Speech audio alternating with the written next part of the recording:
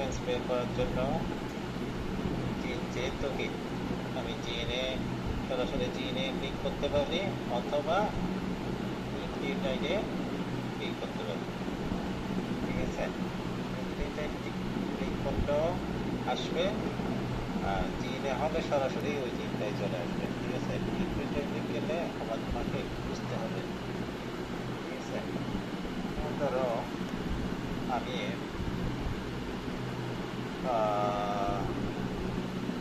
DNA polymerase 3 subunit beta, এই প্রোটিনটা মানে এনজাইমটা এনজাইমের এই সাবইউনিটটা যে জিনটা এনকোড করে ওইটা আমি বের করবো, ঠিক আছে। এটা হচ্ছে এটা আমি সিডোমোনাস ক্যারোজিনোসা ব্যাকটেরিয়াতে যে জিনটা বের করবো, ঠিক আছে।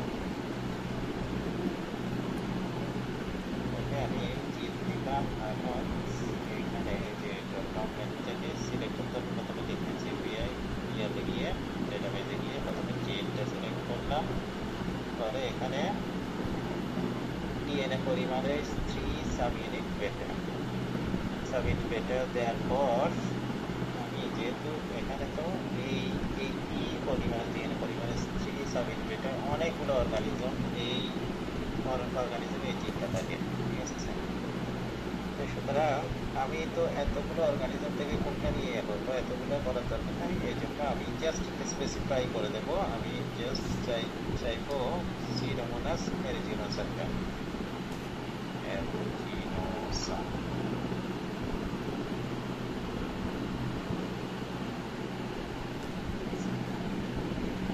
এগুলো দিয়ে আমি কি করলাম, সার্চ দিলাম।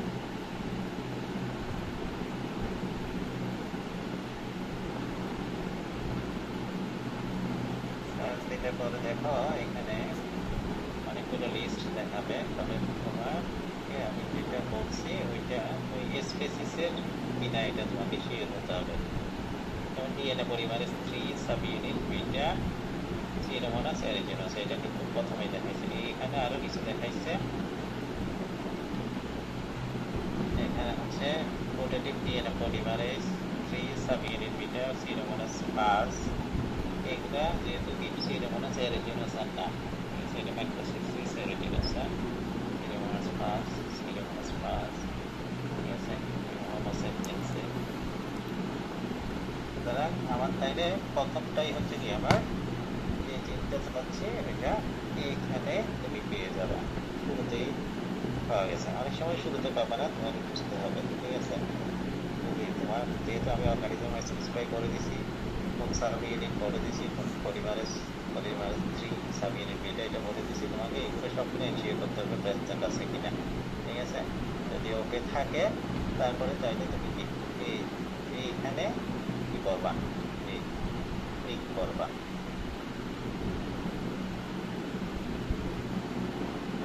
ক্লিক করলে পরে তোমাকে এখন তোমার এখানে কিন্তু সিকোয়েন্সটা শো করবে না, এখানে ওই জিন সম্পর্কিত বিভিন্ন ইনফরমেশনগুলো দিবে। এখানে তোমাকে বলা হয়েছে জাস্ট সিকোয়েন্সটা বের করার জন্য, ঠিক আছে, জিন সিকোয়েন্সটা। তাইলে তোমাকে যেতে হবে কোথায় সিকোয়েন্স করার জন্য, এই যে জেন ব্যাংকে, ঠিক আছে, এই জেন ব্যাংকে এখানে ক্লিক করবা।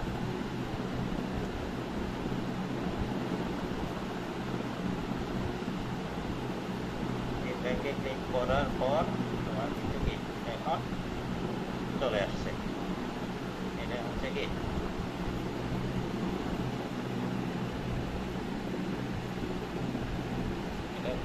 কমপ্লিট জিনোম দেখাচ্ছে, সিডোমোনাস এরিজিনোসা এটার কমপ্লিট জিনোম আছে। জিনোমের এখানে সিলেক্টেড রিজিয়ন 2056 থেকে 3159 পর্যন্ত এই রেসিডিগুলো দেখাচ্ছে, এত নাম্বার থেকে এত নাম্বার রেসিডিগুলো এখানে শো করতেছে। কারণ এত নাম্বার থেকে এত নাম্বার রেসিডিগুলো কি করে, আমার কোডিং সিকোয়েন্সটা দেখি আমি। কোডিং সিকোয়েন্স, এই যে কোডিং সিকোয়েন্স হচ্ছে মানে এখানের জন্য হচ্ছে এটা 1 নাম্বার আর কি। ওই যে 2056 যেটা, এটা এখানে হচ্ছে 1 নাম্বার হিসেবে শো করছে 3159, ঠিক আছে?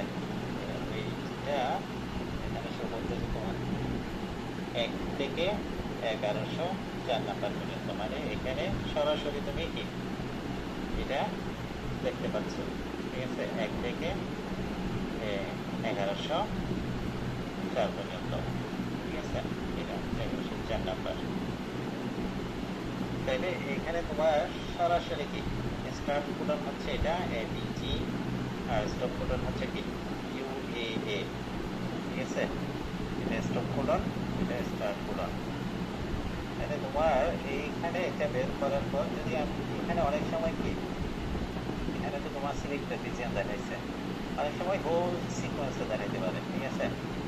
এখানে হোল সিকোয়েন্স যদি সিলেক্ট করা থাকে তোমার অনেক সময় হোল সিকোয়েন্সটা দেখাবে, হোল জিনোম সিকোয়েন্স, এই জন্য আপনি জিনোম আছে তো পুরো দেখালে তখন তোমাকে এইটা বের করতে হবে, মানে এই যে তোমার বের করতে হবে কি দেখতে হবে ফিচার্সে চলে যেতে হবে, ফিচার্সটা বলে গিয়ে তোমার প্রোটিনের নেমটা দেখতে হবে, এই যে product DNA polymerase 3 subunit beta, যেটা DNA polymerase 3 subunit beta synthesis করে ইনপুট করে ওই অংশটাই শুধু তোমাকে বের করতে হবে। তাহলে এইখানে এসে তোমার এটার কোডিং সিকোয়েন্সটা তোমাকে দেখতে হবে, তখন উল্লেখ থাকবে কি 2056 থেকে 3159 যেটা, এটা এখানে উল্লেখ থাকবে, এটা কমপ্লিট জিনোমের মধ্যে। তাহলে তোমাকে ওইটা করতে হবে, লিখতে হবে, ঠিক আছে? এই ক্ষেত্রেও কি তাহলে তোমার আসলে হচ্ছে কি এটা কমপ্লিট জিনোমের মধ্যে তোমার সিকোয়েন্স লোকেশনটা লিখতে হবে কি, রিজিয়নটা যদি কোডিং সিকোয়েন্স বলা হয় তখন তোমাকে লিখতে হবে কি 2056 থেকে 3159, তোমার এক্সেশন নাম্বার হচ্ছে এটা, তোমাকে খাতায় লিখতে হবে, ঠিক আছে? খাতায় লিখতে হবে। সিকোয়েন্সটা বের করার পর এই সিকোয়েন্সটা তুমি পাঁচটা ফরম্যাটে নিয়ে খাতে তোমার একটা এমএস ওয়ার্ড অথবা কি বলে নোটপ্যাডে কি করবা, সেভ করবা পাঁচটা ফরম্যাটে কীভাবে নিবা?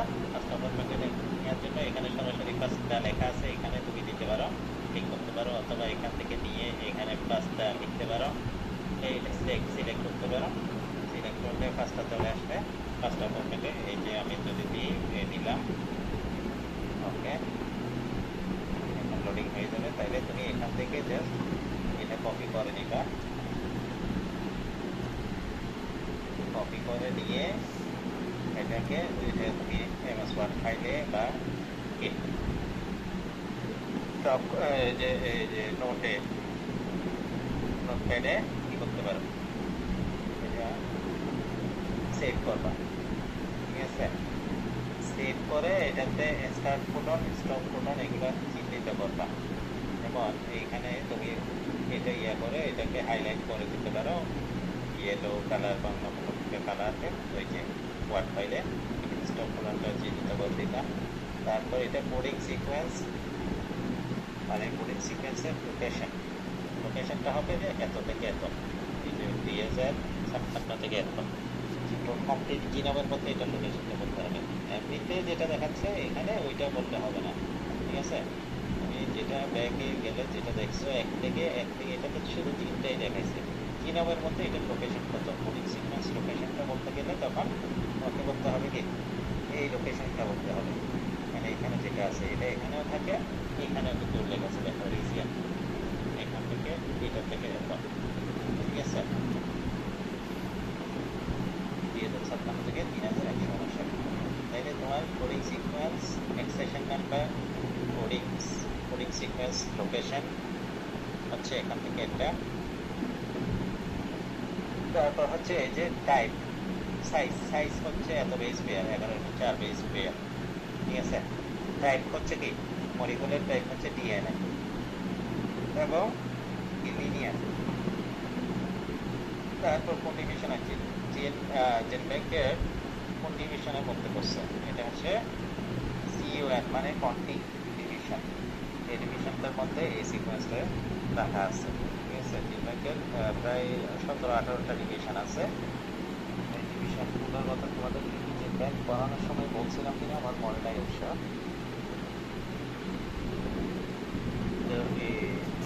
ব্যাকটেরিয়ার জন্য একটা ডিভিশন আছে, ফাঙ্গাসের জন্য ডিভিশন আছে, ভাইরাসের জন্য ডিভিশন আছে, ঠিক আছে, বিভিন্ন রকমের ইয়ার জন্য অনেকগুলো ডিভিশন আছে। এইটা হচ্ছে ডিভিশনটা, ঠিক আছে। তাইলে এখানে তোমার কাজ হচ্ছে কি খুবই ইজি, তুমি এখানে সরাসরি কি এক্সেশন নাম্বারটা পাই যাবে এখান থেকে। এটা হচ্ছে এক্সেশন নাম্বার। তারপর হচ্ছে কি অর্গানিজমের নেমটা তুমি শিওর হবো, আমি যেহেতু সিউডোমোনাস এরোজিনাসের কথা বলছি, যেখানে সিউডোমোনাস এরোজিনাস আছে অর্গানিজম, ঠিক আছে। তারপর লোকেশনটা, কোডিং সিকোয়েন্সের লোকেশনটা এখান থেকে তুমি পেয়ে যাবা। এই যে ফিচার্সে গেলে, হ্যাঁ, তারপর প্রোডাক্ট, মানে এই যে জিনটার কথা বলছি, যে প্রোটিনটা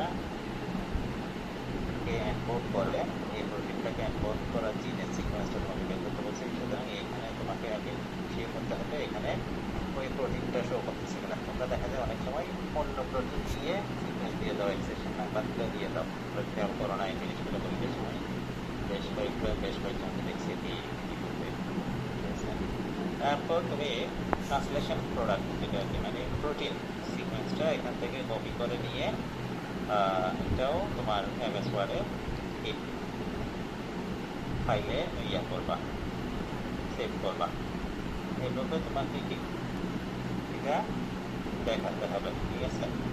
তো কোডিং হবে যদি তোমার এখানে তো সিলেক্টেড রিজিয়ন শুধু ওই জিনটাই শো করছে। যদি ওই জিনটাই শো না করে, তুমি যদি কি নিউক্লিওটাইড এনসিবিআই বেস কি বলে ডেটাবেসে গিয়ে নিউক্লিওটাইড সিকোয়েন্স ইয়া করো, ওখানে গিয়ে যদি কি করো